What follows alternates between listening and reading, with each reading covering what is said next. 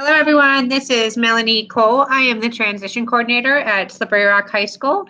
Later in our presentation, we're going to get to hear from Brandy Conglos as well. She is the emotional support teacher at the high school as well. Today, we are going to go over tips with SEL, trauma-informed practices with social emotional learning. I think it's important to discuss a little bit why we selected this topic. We feel that educating all school staff on trauma and its effect on students, families, and staff is a first step towards becoming this trauma-sensitive school. This is going to be a brief session that's designed to provide the staff with a shared awareness and understanding of the prevalence and the impact of trauma, as well as the implications for schools. Resources and strategies such as de-escalation techniques will be addressed and utilized in the general education setting.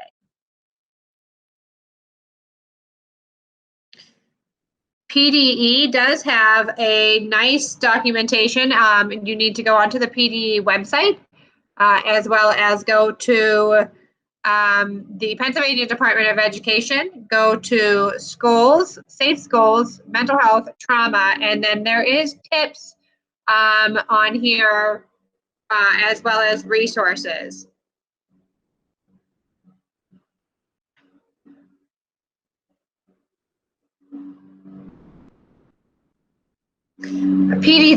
PDE's goal is to ensure that every learner has access to world-class education systems that academically prepares children and adults to succeed as productive citizens. PDE then would be committed to improving these opportunities throughout the Commonwealth by ensuring that resources and optimal learning environments are available to all students. To facilitate PDE's role of creating conditions within educators can do its work is to remove the barriers that may be impeded with work. The trauma-informed practice in schools work group is created. Creating social emotional learning strategies in schools will benefit all students and staff, regardless of their exposure to any previous trauma.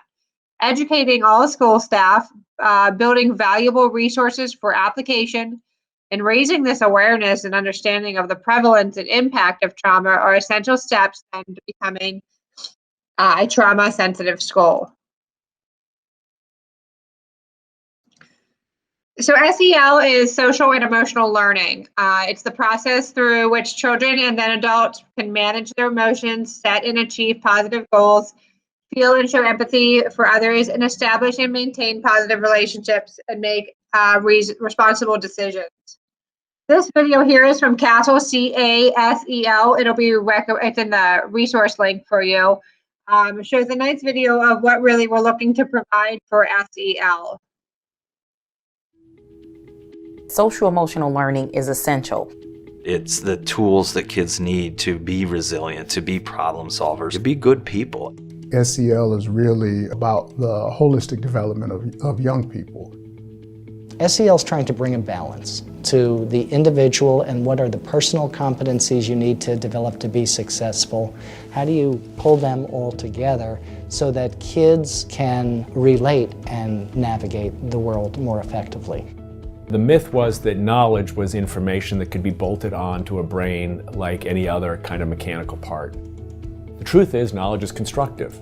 The truth is all learning is relational. The truth is that emotion drives attention and attention drives learning. Social and emotional learning is about how you do school. It's about what the student experiences, what the student learns, how teachers teach. We can think about schools and classrooms, out-of-school time spaces, families, etc., as places where there's an exchange of knowledge about the world, knowledge about yourself, and knowledge about the other persons that you're interacting with.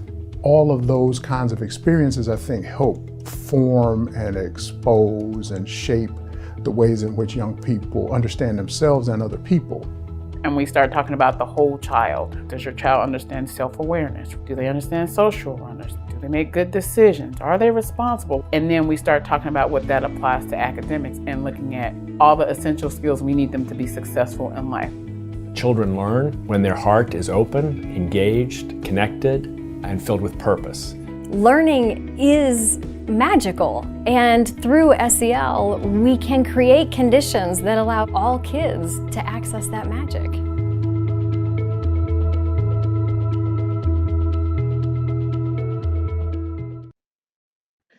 Okay, so the next thing we're going to take a look at here is why social emotional learning really matters. This is also found on for CASEL, CASEL.org, the Collaborative for Academic Social Emotional Learning. And if we would incorporate our social emotional learning in schools, it says 29% of students, only 29% of students feel like their school provides a supported, encouraging environment. So that to me is alarming that only 29% of the students that were surveyed on this feel that way. Also, SEL is a huge advancement in your academic component. 83% make some sort of academic gain when they're participating in some sort of SEL programming. There's an 11% average gain as well on any type of standardized test and participating in these programs.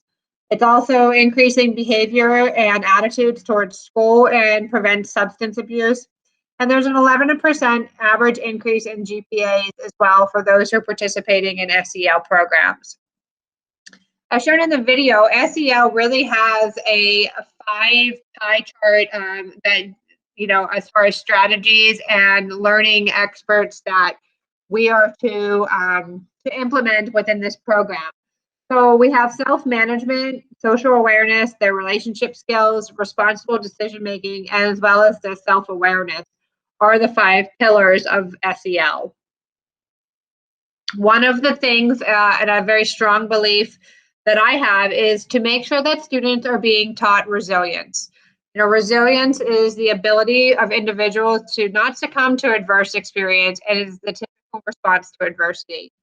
To understand that individuals are going to react to events in different ways is very important when understanding trauma and stress. Researchers have sought to understand what helps resilient individuals overcome challenges and hopes that they may implement these with others. Trauma-informed school builds resilience by preparing schools to be responsive to the needs of their students with seamless, accessible social, behavioral, and emotional supports involving all school community members, as well as access to evidence-based, developmentally appropriate, and child and family services. This is according to the National Child Traumatic Stress Networking.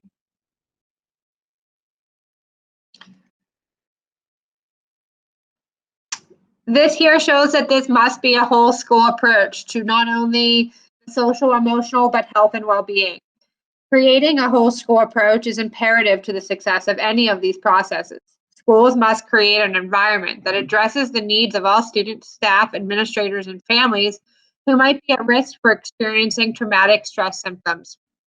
Approaches such as strategic planning by administrators, approving trauma-informed policies, staff training, direct interventions with traumatized students, and building knowledge and communication in a variety of ways, all with the focus on creating and supporting academic achievement, behavioral competencies, and mental health for all students, families, staff are the key components.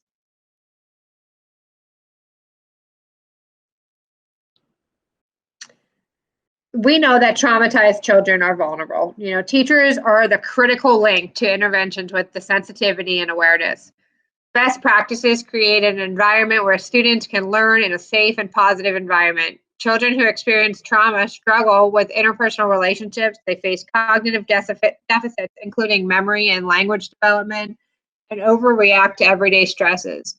In school, because traumatized students view the world as dangerous and misread social cues, minor events may even trigger defiant, disruptive, or aggressive behaviors. Trauma-sensitive practices is a must for every educator's toolkit then. This diagram here shows that how trauma would affect a typical child's development. Students traumatized by exposure to violence are at increased risk for displaying emotional dysregulation, disruptive behaviors, declines in attendance, grade point averages, and more negative remarks in their curriculum. More negative remarks in their cumulative record than other students. These traumatic events can affect the developing brain and nervous system such that the brain is more easily triggered into survival mode, even when there is no real danger present.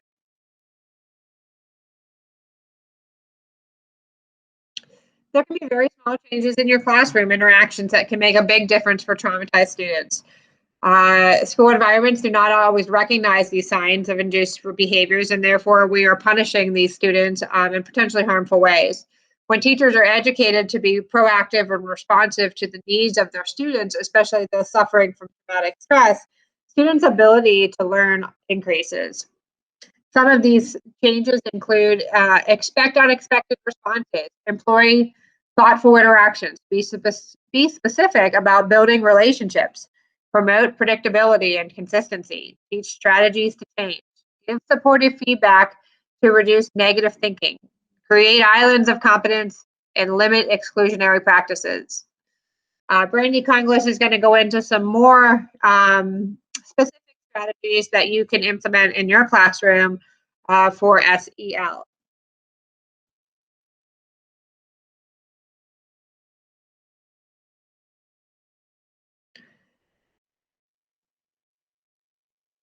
Another reminder is that a teacher must take care of themselves. You know, to be effective educators wishing to teach the motto of SEL, we have to develop those own skills in ourselves. We have to have self-awareness and self-management, social awareness, relationships, and responsible decision makings. On the left-hand side of this chart here, you can see that these are the tensions of teaching. You know, there's a disconnect between teacher education and teaching, conflicting pedagogies and teaching philosophies, poverty and the lack of resources, racial and cultural differences, lack of administrative support. This negative reinforcement then will teacher and stress and diminishing well-being. This is where you're seeing your burnouts and your stress between teachers. So some of those SELs, you know, some of the things that we must consider for teachers as well, key community of practices components, right? Intention setting, journaling. We have community support, accountability systems, team spirit, mentorships, making sure that we have facilitated learning, leadership development, self-care practices, mind-body practices, physical health, and of course the social emotional health as well. Classroom wellness strategies, emotional regulation, community building. This would then take a positive positive reinforcement and fulfillment, increasing those physical, mental, and emotional well-being of your teachers so that they can ultimately teach your students best. You will need a session code for today. It is MEC 83 to get any Act 48 hours for watching our presentation. Here is a list of resources that were used for today's presentation.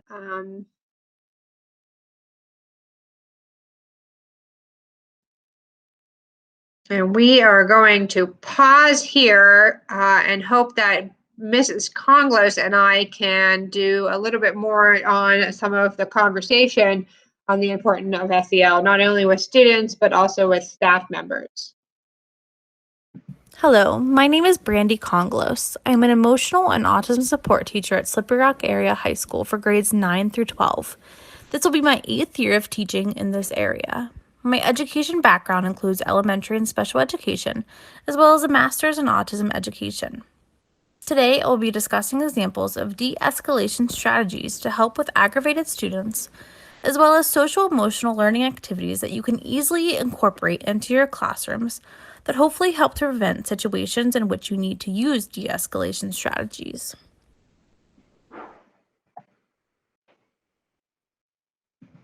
Being able to de-escalate and diffuse situations with kids and young adults is an extremely helpful skill. Kids and young adults who become emotionally overwhelmed or irritated in a situation may begin to express their emotions in aggressive or violent ways.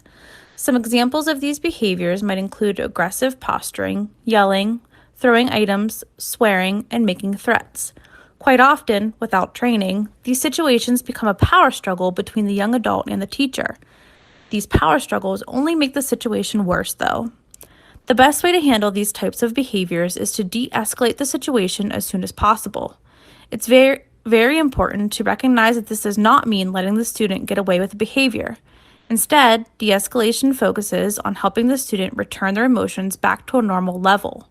It is critical that the student is calm for a period of time before behavior and expectations are discussed again. Here are some examples of de-escalation strategies to utilize while you're in the classroom with a student who is exhibiting unwanted behaviors. Some of these include acting calm even if you're not, saying let's talk about this later, walking away, removing the audience, saying you can do this, calling another adult for help, encouraging the person, validating their thoughts, saying I see your point, reminding them of something they love, or ask if they can explain more about how they are feeling. Obviously, no teacher wants to find themselves in a situation with an aggressive student, so social and emotional learning provides a foundation for safe and positive learning and enhances students' ability to succeed in school, careers, and life. When a student uses social emotional learning appropriately, the amount of time that you may have to utilize de-escalation strategies may decrease. Promoting social and emotional development for all students in classrooms involves teaching and modeling social and emotional skills, providing opportunities for students to practice and hone those skills, and giving students an opportunity to apply these skills in various situations so that students can better manage their emotions in the moment. One of the most prevalent social emotional learning approaches involves training teachers to deliver explicit lessons that teach social and emotional skills, then finding opportunities for students to reinforce their use throughout the day.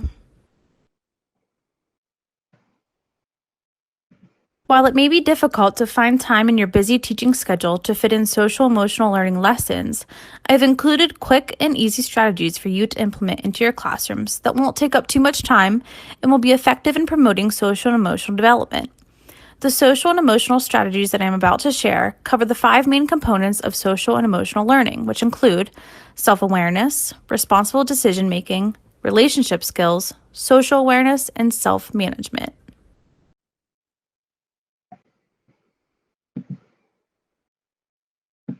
You can use daily journal prompts to help kids think about social emotional skills in all areas.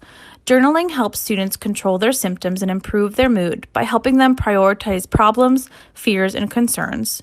By tracking any symptoms day to day so that they can recognize triggers and learn ways to better control them, and also providing an opportunity for positive self-talk and identifying negative thoughts and behaviors. For example, you might ask kids, when was a time that you used self-control? What was the outcome? To focus on self-management skills.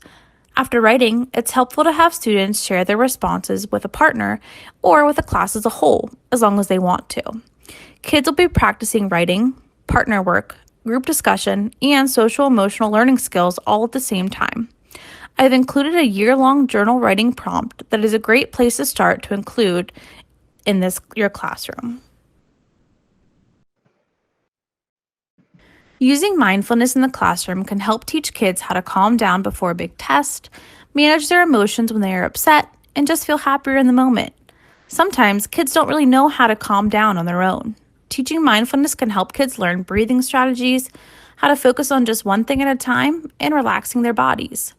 Mindfulness can be established through several means, including through breath, through sensory experiences, think sounds and smells, through guided imagery, such as imagining your ideal vacation spot, or through movement, which yoga is a great way to incorporate this. One of my favorite ways to promote kindness is encouraging random acts of kindness. Random acts of kindness increases oxytocin, happiness, energy, and serotonin, while decreasing pain, depression, stress, and anxiety. Set up a bin where students can write and add a note when they notice someone else doing something kind or helpful. At the end of each week, spend a few minutes sharing these notes of encouragement to end the week on a positive note. By creating a culture of kindness early on, students are able to value themselves as students and value friendships. They will be able to demonstrate how kindness, compassion, and respect are important in the classroom, school, and world. SMART goals are another way to help your kids have control over what they want to accomplish in life. SMART goals stand for specific, measurable, attainable, relevant, and time-based.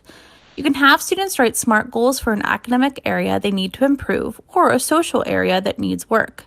Make sure to check in on these goals periodically so that students can identify if their strategies are working or not and make decisions about how to change their approaches to make their goals a success. Coping strategies are tools that we use to manage tough emotions and cope with stress. All kids and young adults experience stress even when we don't see it as teachers. It is so important to teach them actual strategies that they can use when they're feeling overwhelmed. It's critical that kids practice these strategies when they are actually calm and don't need them at that time. This is done so that they can effectively use those skills in the moment when they are thought to be struggling with emotions. Some coping strategies that can easily be taught include practicing mindful breathing, exercising and incorporating movement, reading, listening to music, coloring, positive self-talk, practicing gratitude, and anything else that makes that student feel calm.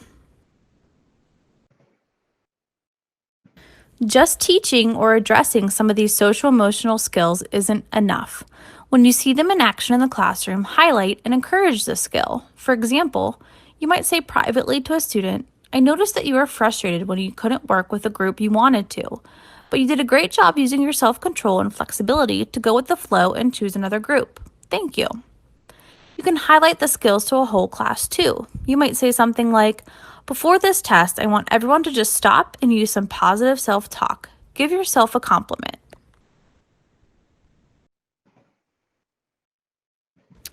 Being able to work in a group setting is an important life skill. Students will learn how to negotiate with others, develop leadership skills, and figure out their own strengths so that they can best contribute to the group. Studies show that students engaged in group work or cooperative learning show increased individual achievement compared to students working alone. It also enhances student communication skills and other professional development skills that will be beneficial to students in the future.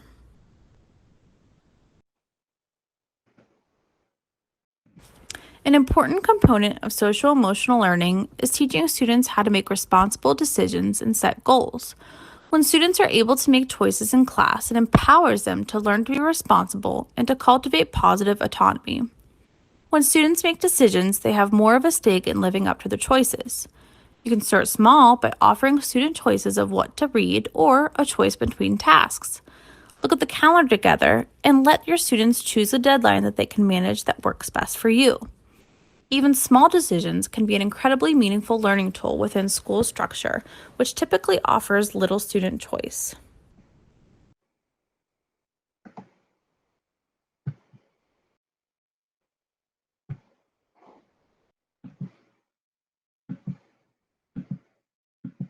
The structure of an individual conference gives students the personal attention and care they need to engage in metacognitive reflection and problem solving. This is an opportunity for teachers to listen in active, empathetic, and non-judgmental ways, enabling students to grapple with the learning and life competencies and target behaviors that become a barrier to learning. Creating a culture of conferencing in the classroom helps teachers determine which students need ongoing support and results in those students setting realistic and specific goals and an agreed-upon plan to monitor their effort and progress. Circles are a powerful tool for academic classes that help students learn by listening to their peers, contributing to discussions, and developing and expressing empathy. Circles can be used in an English language arts classroom for things like book talks, text reviews, exploring meaning or analysis. In a science classroom, students can use circles to review notes or vocabulary or discuss prior knowledge of a new topic. In math, circles can be used for things like sharing thoughts on how to solve a problem, sharing techniques for remembering concepts, reviewing material, or learning new terms. In social studies, circles can be used to analyze a primary source document, discuss a current event or ethical issue, or examine prior knowledge of a historical event. Make it a goal to start each day with a personal connection. It doesn't have to be a time-consuming or elaborate procedure. It could be as simple as giving a warm greeting to welcome each person as they arrive in the morning. Another way to achieve this is by having students record how they are feeling that morning. If a student expresses a negative emotion, you are able to intervene early and be proactive in trying to help that student before those emotions become a behavior. Cooperative learning games can promote social and relationship skills. Team building games and activities are a great tool for helping students learn to work together, listen carefully, communicate clearly, and think creatively. They also give your students the chance to get to know each other, build trust as a community, and best of all, have some fun. There are tons of resources out there for activities to play in your classroom. Click the link to take a look at 33 examples of team building games. When students have the time and space to stop and think about their decisions, actions, and progress, they are able to develop the skills to manage their emotions, plan for their future, and make healthy decisions. Teachers promote reflective classrooms ensure that students are fully engaged in the process of making meaning. They organize instruction so that students are the producers, not just the consumers of knowledge. To best guide children in the habits of reflection, these teachers approach their role as that of the facilitator of meaning making, says authors Arthur L. Costa and Bina Kalik in Learning and Leading with Habits of Mind. After an assignment, let students reflect upon their work by writing or engaging in a circle talk with their peers. Ask students to give themselves a grade and explain their choice. Provide opportunities for students to reflect on their academic habits throughout the semester. One way to incorporate social-emotional learning into content class time is to offer opportunities for peer engagement. Give kids lots of opportunities to work with partners. Working with a partner helps kids learn to cooperate and builds community in your classroom. Alternate between strategically assigning partnerships and allowing kids to make their own choices. Let's say you're working on a writing assignment. Allow students to work together to brainstorm or peer edit. Or if you're reading a story, sit in a circle or a small group and let the students discuss how they empathize with the character's conflict. In a math class, let students work together to solve a problem. Have a class discussion after a test to discuss how everyone worked through it.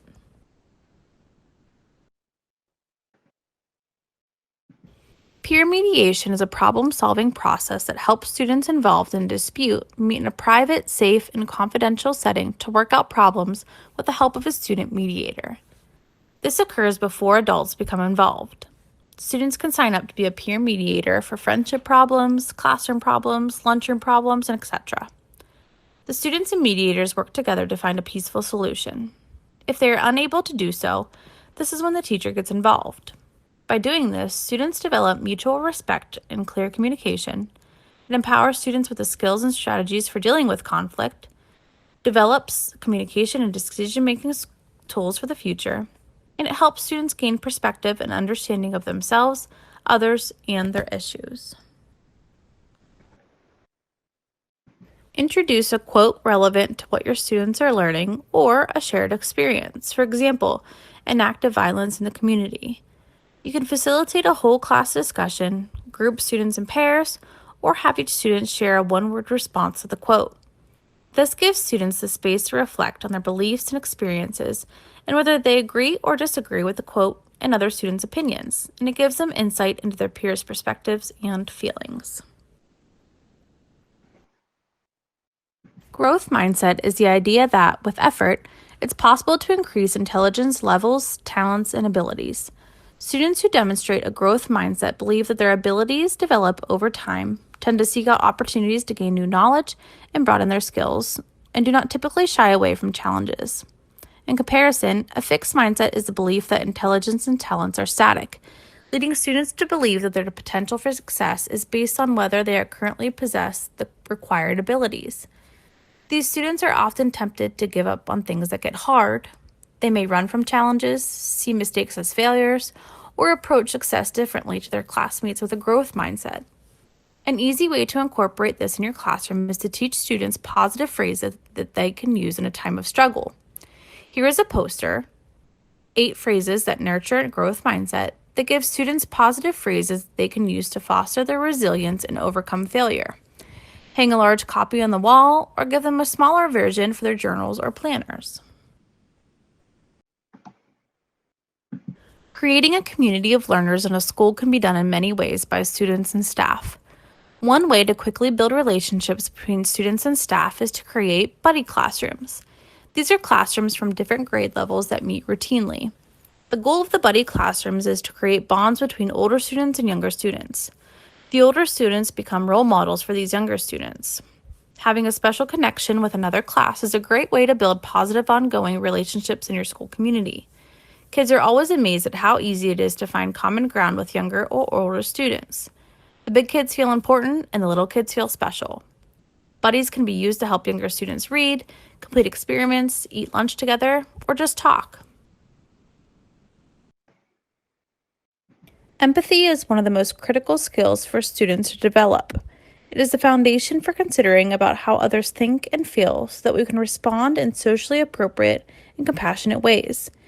You can practice empathy on its own or through literature by discussing characters and how they might feel in a variety of situations. Social skills task cards are a great way to practice the skills when time allows. They give social scenarios to students, allows the students to put themselves in that person's shoes, and ask questions about what they would do in that situation. Spend time discussing and learning about people from diverse cultures, backgrounds, and ability levels. Kids need to hear, see, discuss, and understand that we are part of a larger community within our countries and world. Early discussions about diversity can help promote tolerance, acceptance, and inclusion for everyone.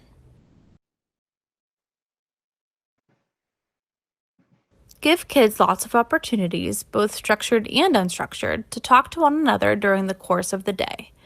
Bouncing ideas off of one another or figuring out problems with little give and take will help your students build understanding and confidence.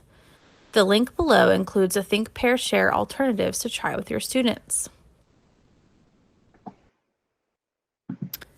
And lastly, students learn a lot by watching the adults in their lives. As teachers, we are role models who spend a great deal of time with our students. Therefore, we must be models of the social skills that we preach. This includes managing anger, collegial interactions, constructive criticism, and stress while displaying honesty and integrity. As teachers, model positive interactions so that students will emulate these behaviors in their own peer interactions. Social and emotional learning strategies at the school level typically come in the form of policies, practices, or structures related to the climate and student support services. Safe and positive school climates and cultures positively affect academic, behavioral, and mental health outcomes for students. School leaders play a critical role in fostering school-wide activities and policies that promote positive school environments, such as establishing a team to address the building climate, adult modeling of social and emotional competence, and developing clear norms, values, and expectations for students and staff members. School leaders can organize activities that build positive relationships and a sense of community among students through structures such as regularly scheduled morning meetings or advisories that provide students with opportunities to connect with each other. All right, hi guys. We just wanted to kind of get together here towards the end of our presentation. I hope that you got a little bit of the SEL and as far as its background information, and you feel a little bit more comfortable about social emotional learning, whether you're a teacher or you're a community member or a parent or even a student, that you can take away something from that information. And hopefully you can gather and use at least one strategy that I talked about in my PowerPoint that you can use in your classroom, or for yourself to help you whenever you need to work on a little bit of social emotional learning skills. This is kind of unique because Mrs. Conglis and I sat down when we were requested to do the Ed Camp. You know, one of the topics we wanted to do was social emotional learning. That was back in December. You know, we're talking now, it is July, and we live in a very different world, especially educationally. A lot of things have changed, especially for teachers. The world of education will no longer be what it is in history. With our pandemic, with our current racial equalities, things like that will change our education system. And so we really need to take that into account when we come back, hopefully full swing in August here, whether, again, like I said, if you're a teacher or a student or a parent of a student, and that you have some apprehensive, feelings towards what we're about to kind of do. We're coming off of a virtual learning. As teachers, I think that was definitely something that was new to us. I think Brady and I are pretty good technology-wise, but to put what we do in a class setting onto a screen like this was hard. It was something that we had to step out of the box to do. And so then we also think about our students, and some of the positive things that those students may have had virtually. we have to make sure we take that into account, as well as the negative things I for think a students lot of too. students thrived and did well, and they'll come back to school with that positive attitude as I can do this. I did so well in that virtual learning. I got this when I come back. But also a lot of negatives, came from that as well, and students having difficulties, just with technology and just ability level. So we're coming with a big array of student abilities at this time coming back in the fall. So there's a little bit of teacher perspective and student perspective, and I think I was watching a podcast a couple days ago, and it said compassion before compliance, and I wrote it down because that makes a lot of sense right now, and I think that's something that as teachers we need to understand, right? To have compassion for these students and families that we're not real sure what the last several weeks look like for them. And I know that as teachers and administrators, we are compliance driven. We want the test scores, we want the data, we want the results. But I think that SEL in a whole kind of says that without compassion, those compliance numbers are never going to raise. Mm-hmm. And I think too, it's important to remember to have compassion for each other as teachers as well. And I think going back, we all have our own, personal concerns and whatnot, but so to have compassion for each other as well as our students. Yeah, I think that one big family needs to come together, as well as the students and the staff, to kind of just be able to lean on each other. And I know Brandon gave you a lot of strategies to use as teachers, and hopefully, we went over a little bit of what we need to do as staff members as well to make this a successful year. Because we are approaching something that's unfamiliar to us, but that also means that we're about to recreate, and to do something that is uncomfortable. And usually that's where the most successes come from. Mm-hmm. So anything else? Thanks for listening. We are going to put our email addresses in the comments. So I'm sure if you have any questions or you want any of the resources or any of the links that we provided today, you can touch base with us there. And we'll talk to you later. Bye. Thanks.